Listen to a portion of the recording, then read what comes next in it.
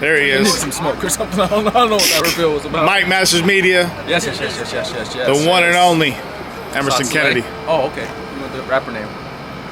Massacre 6 this weekend. How are you? Good, man. I'm really good. This it feels like kind of like a college with all your friends right now. It's like 30 rappers out here in the lobby, which is kind of cool, man. It really feels like fraternal a little bit. You know what I mean? It's just good to see all. And the thing about this event, which is like, there's so much diverse talent. You know what I mean? Like, a lot of cards can just be like the same type of battlers, but these 2 days, man, they packed everything in here, bro. So like, I mean, one of those days could have been one of the better cards of the year, but having 2 of them, it's dope, and just have everybody around. The energy's really dope, man. Do you have a different take when it comes to these types of cards about like moving into a different direction about your approach? In the battle? Yep. It's a good question, bro. I think, you know, if I wanted to be honest, I'd say I do, you know, because this will be a bigger crowd, you know. And, you know, where I'm at right now, I kind of just want to rap what I want to rap about. But every once in a while, when you get a bigger crowd like this, you want to make sure you have some reaction, you know what I mean, that the crowd enjoys. So there's probably like 20% stuff in there that I know I'm like, I put that in there because I really fuck with it, but I think the crowd would really fuck with it, you know. Right.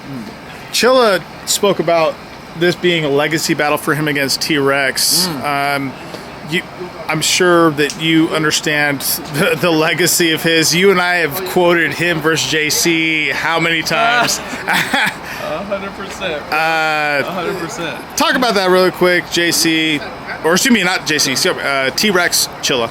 That's crazy that battle hasn't happened, you know? Like, I don't know, that's what's like, why it's important to have diverse leagues, because KOTD is probably one of the only ones that would have put this together, if not URL, you know?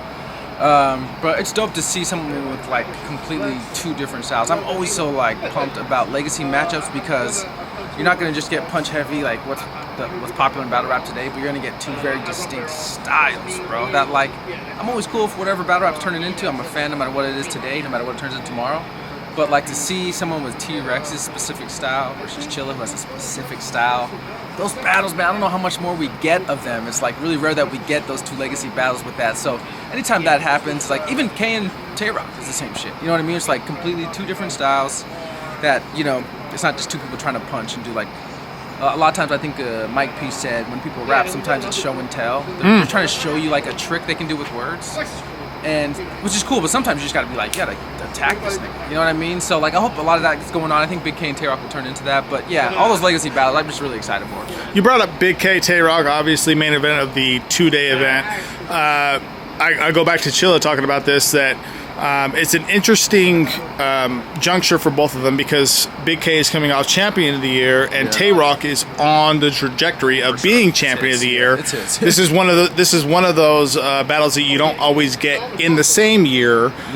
Speak on that a little bit about the uniqueness of being able to capture lightning in a bottle. Yeah, great point. I think that battle is special because not that I know their relationship very well, but it feels like they have a 10% they don't like each other, which I think is kind of dope in battle rap. I don't know if that's true or not. It just kind of seems like that from optics, but like anytime, you know, battle rap's AAU now, so like we just like they're coworkers. So all these guys are my coworkers now. I see them in city to city, so it's hard to be mad at someone or stay angry at someone. Just like we're coworkers at this point. So you rarely get that like battle that's like, I don't like this dude, I don't fuck with this dude, you know? I guess we're just around each other so much, but it's kind of nice to have it every once in a while. Like, again, it's the thing with like, what's what battle rap used to be more of. It's not happening a lot of today. And now it's the minority that when you get a battle like this, it's like these niggas might not really fuck with each other like that. You know what I mean? And that's kind of the most excited I am. I think most of these battles tomorrow will be like show and tell battles of just people's elite lyricism and showmanship. But that one, I think there's going to be like a little chill in the room, like, ooh, there's some personal shit going on, or like there's some more like deliberate attacking going on. I'm excited for it. King of the Dot, Takeover Battle League, Mike Masters, Frank White, We the People. There's a lot of sponsors here, but we were speaking about how league unity is very important. I'd like to ask you, because as being, you know, someone who's understands Mike Masters to the fullest and all that, what that involvement means. Yeah, a couple thoughts on that. Like, it's that African proverb, which is like, you want to go fast, go by yourself. You want to go far, go with people. You know, and that's what's happening right now, it's like only a card like this I don't think could have been done by just one league. You know, it had to be Mike Masters, TBL, Frank White, and KOTD to make all of this stuff happen. You know, and I always think that all of this shit right now is just the tail end of the Pat Stay stuff, bro. It's like mostly important to like not forget that this is still going on because of what happened. Yep. And how KOTD responded with that, and that energy's like shifted a lot of people. You know, like before the Pat thing, nobody wanted to battle for free.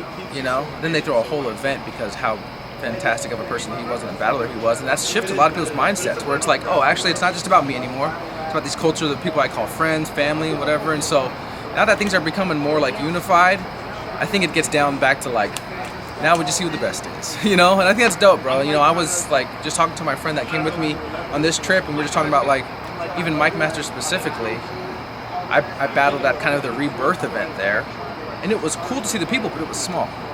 You know, I was at a restaurant. And like now when I think about what Mike Masters has done in 3 years, two, it feels like a journey, bro.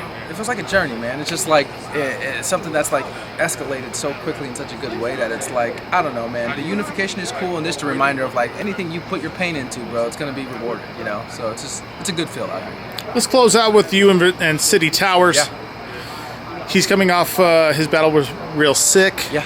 I made comments on our live stream about how can't do that, obviously. I did say, though, in personal conversations about, you know, this might be a trap battle for you because no one wants to ever see that again from themselves. Yeah, so this might be one that you're walking into a hornet's nest. Sure. Thoughts? That's exactly how I feel. That's exactly how I prepared. That's exactly how I feel, which is like, you know, I'm a big fan of film, and like what I learned about like people that make film and in film school, or like the thing they made, by the time it hits the theater, it's like they're so much better of a filmmaker than what they're showing right there, because like you learn so much from failure. Things that didn't go your way. It's the same with battle rap. It's like Cityy probably learned more about himself in that battle than he had in the like past 5 years of battle rap. Sometimes it's just like it's the punch in the face shit, man. You really don't know what happens or who you are until you get punched in the face. And most people respond in a good way, and that's a lot of extra motivation. So I'm expected to see a really good Cityy Towers tomorrow because of what he went through before. I'm not going to take him as lame just because he had a fuck up. I've had that before, you know what I mean? But like, so yeah, I'm prepared to have a really good battle with a really good battle, you know. Close out, Mike Masters Media. Yes. Any other shout outs? Shout out to Jer. Shout out to Stretch and Lefty who are out here from Utah, which is like a beautiful thing to see. You know me, man. Me and you always talk about like we ain't shit, like wherever level we elevate to ain't shit, because it's about who you send the ladder down for. And to be able to look at like other Mike Masters MCs coming up and grabbing these opportunities, big fucking opportunities. We have 3 Salt Lake MCs on the biggest card of the year. So I've seen negative chats, comments in Mike Masters battles, but boy, how can you argue with that? You know what I mean? And it's family shit, and like if you don't like it, you're gonna really hate the next couple years. Emerson Kennedy, man, we're out.